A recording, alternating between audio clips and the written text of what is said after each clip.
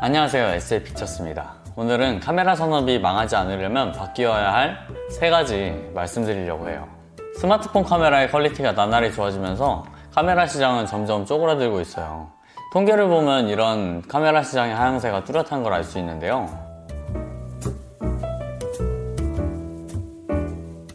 심지어 곧 출시된 갤럭시 S20의 울트라 버전을 보면 무려 센서가 1.3분의 1인치 센서, 그리고 1억 화소, 광학 10배 줌.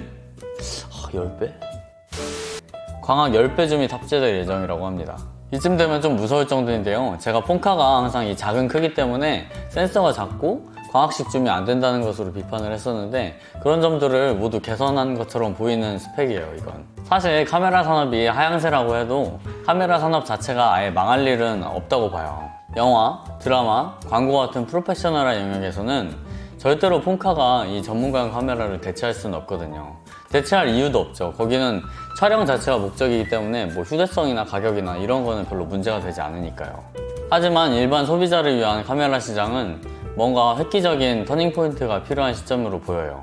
나름 카메라 덕후로서 카메라 산업이 망하지 않으려면 바뀌어야 할 3가지 해결책을 제시해 보도록 할게요. 첫 번째는 스마트폰 연동성입니다. 전에 올렸던 알파7 마크 3 아쉬운 점 영상에서도 많이 말했던 부분인데요. 우리가 카메라를 점점 들고 다니지 않게 되는 이유가 뭘까요? 일상을 벗어나서 여행을 갔다고 쳐요.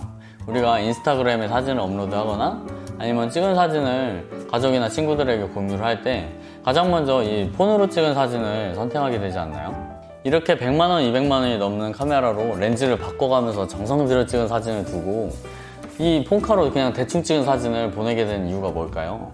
이 디카로 찍은 사진을 보내려면 SD카드를 꺼내서 이런 리더기를 찾아서 리더기에 연결을 해서 노트북을 찾아서 연결을 하고 이 짓을 해야 돼요. 근데 이런 짓을 할 사람이 과연 얼마나 있겠냐는 거죠.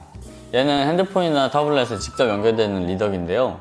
얘를 연결한다고 해도 불편해서 잘 안 쓰게 되더라고요. 이걸 편하게 만든다고 나온 게 스마트폰 연동 어플들인데요. 소니의 경우는 이미징 엣지 모바일, 캐논의 경우는 카메라 코넥트, 뭐 니콘도 있고 다 있는데, 뭐 캐논 어플이 좀 더 낫다, 뭐가 낫다 이런 얘기는 별로 무의미한 얘기인 것 같아요. 전반적으로 이 스마트폰 연동 어플들의 기술 수준이 너무 시대에 떨어져 있어요. 제가 한 8년 전에 터키 여행에 갔었는데요. 그때는 삼성 미러리스를 쓰고 있었거든요. 지금은 나오지도 않는 삼성 카메라를 썼는데, 그때 삼성 카메라로 블루투스를 연결해서 이 핸드폰에 직접 사진을 전송을 했었거든요. 그때 되게 신기하다 이렇게 생각을 했었는데, 뭐 지금 생각하면 되게 당연한 기능인데, 그때 8년 전과 비교해서 지금의 스마트폰 연동성이랑 별로 발전한 게 없는 것 같아요. 무려 8년 전인데 그때나 지금이나 기술 수준이 비슷하다는 건 진짜 충격적인 얘기예요. 8년 전에 핸드폰 생각해보면 지금이랑 완전히 다르지 않나요? 스마트폰 연동을 시킬 때 여전히 전반적인 구동은 매우 느리고 한번 연결할 때 어느 정도 인내가 필요합니다. 그것도 연결을 해놓으면 계속 유지되는 것도 아니고 계속 끊기기도 하고, 전원을 껐다 키면 당연히 다시 연결해야 되고. 제가 원하는 해결책은 이 정도 수준이에요. 카메라를 켰을 때 자동으로 제 핸드폰과 연결이 돼서 그냥 사진을 찍기만 해도 JPG 파일을 자동으로 전송을 시켜주는 거죠. 근데 얘를 뭐 10메가, 15메가짜리 파일이 전송되면 너무 무겁고 귀찮으니까 자동으로 리사이징이 돼서 한 4메가 정도 파일이 전송이 되는 거예요, 찍을 때마다. 그렇게 되면 굳이 수고스럽게 여기서 선택해서 옮길 필요도 없고, 한 4메가 정도 파일이니까 핸드폰에 저장하는데도 부담스럽지 않고, 이 카메라로 찍은 사진이 핸드폰에 남아있으면 당연히 인스타그램이나 카톡으로 사진을 공유할 때도 훨씬 편하고 자주 보게 되기도 하고요. 정말 장점이 많을 것 같은데 이거는 꼭 개선이 되었으면 좋겠어요. 두 번째로 개선할 점은 폰카 수준의 HDR 성능입니다. 일반 대중들은 보정을 해야만 멋진 사진이 나오는 카메라를 원하지 않아요. 그냥 막 찍어도 잘 나오는 카메라를 원하죠. 저번에 올린 폰카 대 풀프레임 카메라 비교 영상이 있었는데, 그 영상을 보시면은 일반적인 주광 상황에서 표준 모드로 찍었을 때 오히려 이 폰카의 색감이 훨씬 더 풍부하고 예쁘게 보였었어요. 오히려 하늘은 더 파랗게 나오고 얼굴은 더 밝게 나오고, 제가 아무리 카메라를 옹호하려는 입장에서 서봐도 일반인들 시각으로 막 찍어도 잘 나오는 카메라는 이 카메라가 아니라 폰카였어요. 이건 스마트폰 카메라의 HDR 성능 덕분이라고 생각을 하는데요. HDR은 High Dynamic Range. 카메라가 표현할 수 있는 가장 어둡고 밝은 영역의 넓이를 다이나믹 레인지라고 하는데요. HDR은 이 다이나믹 레인지를 소프트웨어적으로 좀 보정을 시켜주는 개념이에요. 명암차가 심한 상황에서 너무 밝아서 날아가 버린 부분은 좀 내려져서 하이라이트를 보정을 해주고, 너무 어두워서 안 보이는 부분은 밝기를 끌어올려서 보여주고, 이런 게 HDR 기능인데, 이 폰카의 HDR 기능이 너무 좋아요. 비록 이 폰카에 들어가는 카메라 센서 크기가 보잘것없이 작은 수준이지만 이 소프트웨어적으로 그 센서가 가진 성능을 극대화시켜주는 것 같아요.